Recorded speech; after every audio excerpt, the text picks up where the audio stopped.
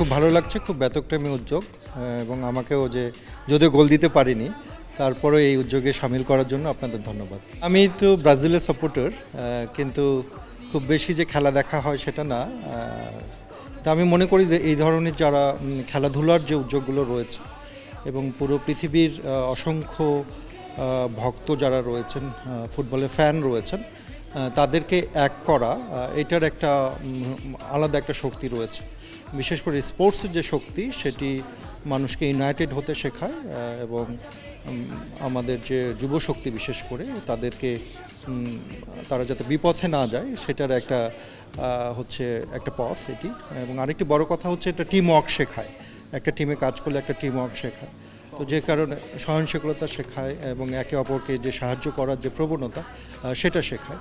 তো এখান থেকে আমরা আমাদের সমাজে শিক্ষা নিব এবং আমাদের বাংলাদেশও যাতে নিয়মিত বিশ্বকাপে অংশ নিতে পারে সেদিকে আমাদের যাওয়া উচিত বলে মনে করি, সেই প্রচেষ্টার দিকে যাওয়া উচিত। আপনার জন্য রয়েছে ছোট্ট উপহার। Thank you so much.